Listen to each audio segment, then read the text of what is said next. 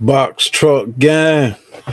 It's your boy, man. Welcome back on the Run Trucking TV, man. Appreciate everybody rocking with me, man. This video here, I actually had an interview scheduled today, canceled last minute. Trucker shit, it got caught a load, so you know how that go. Money come before anything else, so gotta respect that. But I was actually just sitting there looking at my my DMs, and I seen some messages that I must have missed. So I just felt like we'll touch on that. Just want to respond back to that. And somebody wanted they telling me they got the truck, or they're in the process of getting the truck, that they got the authority, they got something, and they're just getting one more thing, and then they getting on the road pretty much, and they just want to know what advice could I have for them coming into the business. And as I always say, I could have just typed back to him, but I told him, I said, I'm gonna do a video on this and just check it out when I drop it, because like I say, I'm pretty sure he's not the only one, or I don't know how they got their shit set up, but I'm pretty sure they're not the only ones that got these questions. And I always say, I'm not gonna say everything. I'm probably gonna forget something, but you know, advice, I'm gonna just start the beginning. Obviously, he knows about the insurance. Obviously, you know about the truck. So if you pass that, that's good. If you made it past that point, most people, once people start finding out the truck prices and the insurance quotes, they're not going past that. They don't even go to get in the truck, then to get to start the authority process. They don't even get to that point. So for him to say that he's there, pretty much you just got to go get the truck or whatever it was. I can't remember the damn verbatim how it was. I would tell y'all, man, the loads is going to be the biggest issue. I touched on this in one of my previous videos. The loads is going to be a big thing.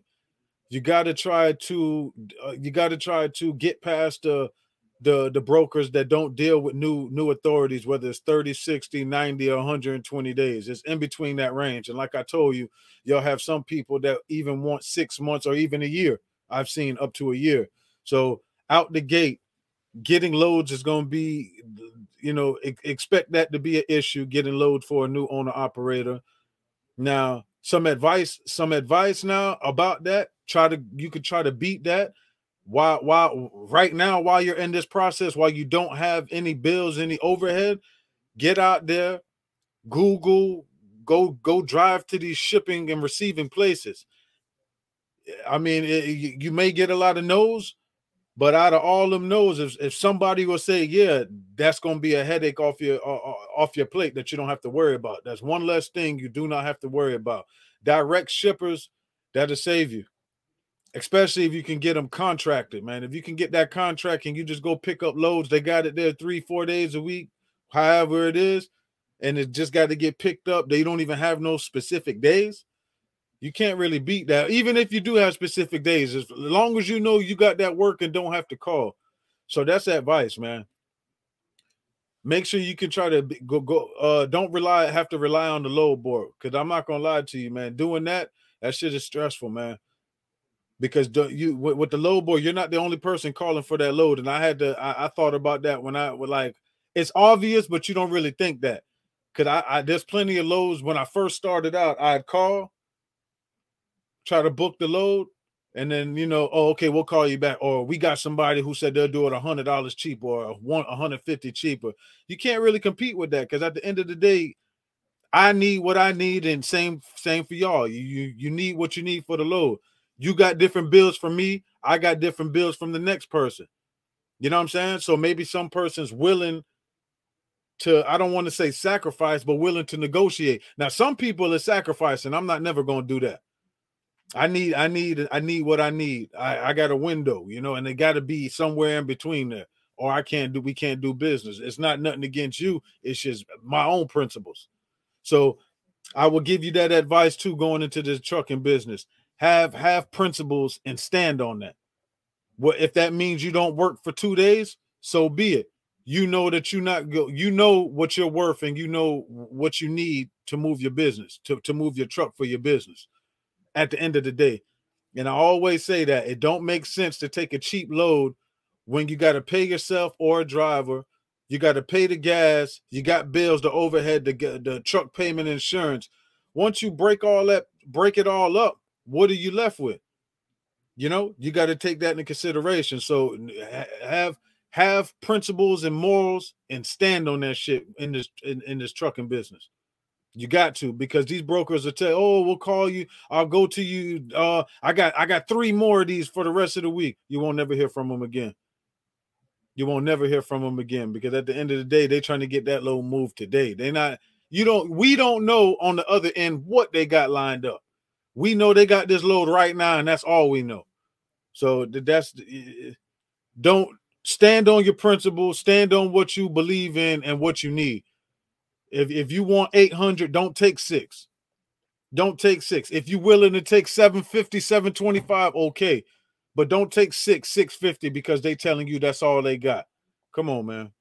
So now you got sympathy for the broker. When your truck break down, you think that broker coming out with the tow truck to come help you get your shit right, or with the mechanic to get your truck right? Hell no. They're gonna ask you your location and all that, and they sending somebody to get that freight out the back, and that money going to somebody else. Get what you're supposed to get what you need to get. And I never dealt with fuel cards, so I don't want to tell nobody to get fuel cards. I hear some people say they like them. My personal opinion, and like I say, I'm only speaking on what I've heard because I've never experienced it. To me, it don't make sense to charge to then have to, at the end of the week, pay all that shit off lump sum. I don't want to do that. I want to pay gas now and forget, because once I spend that money, it's gone and I don't have it no more. Once I got all this money in my account, and think about, for the people that's over the road, think about how much gas you're going to spend. You got to keep that shit into consideration, man. Because I know when I was going to Atlanta every week, just for me going, and this ain't even if I went to another state, just for me going to Atlanta and down, I spent about $500-600 in gas, about $600 in gas. Just call it that. Anywhere between 5 and 6. So you know the gas is up and down, and sometimes it is cheaper up there.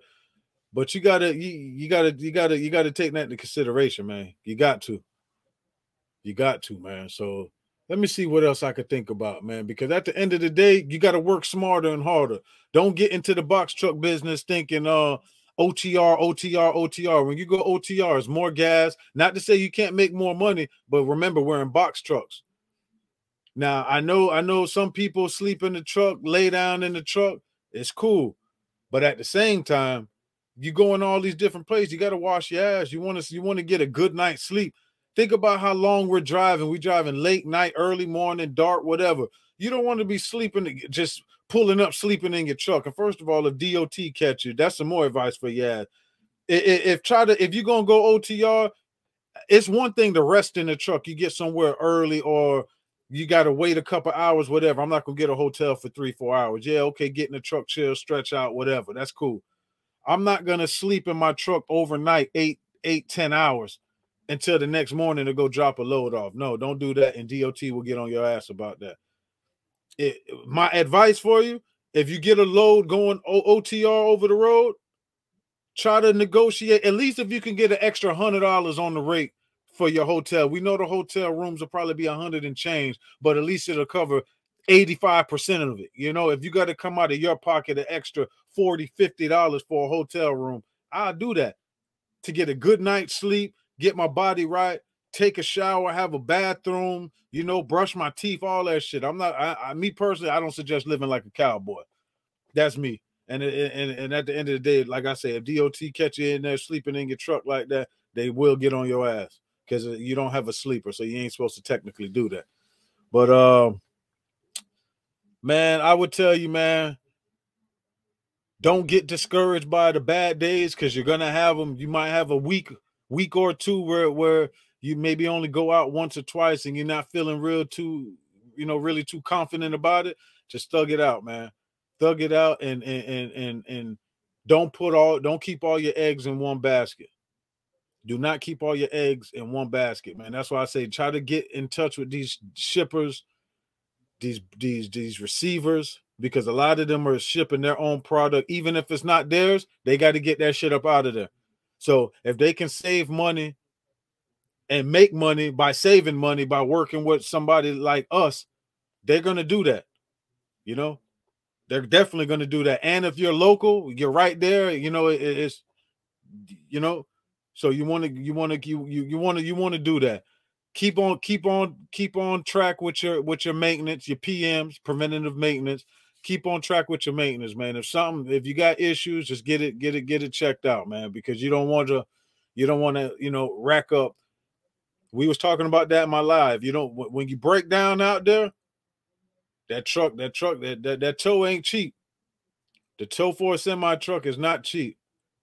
So just keep that in mind, man. Save your money. And that should have been the first thing. And I hope people watch this video full through. That's the most important thing. Save your money because you will need it. I don't want to tell people how much percentage to save because, like I say, I could tell you to save 15% of everything for X, Y, and Z, but you may not be able to do that. Everybody pays themselves different. I don't know your situation, so I can't tell you what to save. But what I can tell you is to save. You'll figure out that percentage that you can put away, and that's for rainy day. You want to have, I don't know if people do maintenance accounts. I don't do that. I keep all my money in my account. Me, I like to look at myself as somebody who will manage money good, so I don't need to split it up and do all of that. You know, now I am thinking about getting a separate account just to put money in for miscellaneous shit. And if I don't use it by the end of the year, then I got X amount of dollars to do something else with it, almost like it's like a savings within myself. I suggest y'all to do that too. Open up another account. Even if you do a load every week, put a $250 away every week. And at the end of the year, if the truck don't, if you have breakdowns or whatever, you can use that money. And at the end of the year, you still have something in there. You could put that money to something else. You know, maybe try to make that money let that money make money for you. You know, I suggest y'all to do stuff like that, man. But save your money, man, for the rainy days and for that truck maintenance and breakdowns, all that shit, man. You're gonna need it, man. And just be safe out there and enjoy it, man, because it is fun. It's stressful at the same time, but it definitely is fun, man. And I don't know, man. Outside of that, I'm pretty sure there's little things here and there, but for the most part, that's about it, man. That's the advice I got for y'all, man. And I hope it's useful information, man. Appreciate everybody rocking with me, man. On the Run Trucking TV, man. Like, comment, subscribe, hit that notification bell, please, for your boy.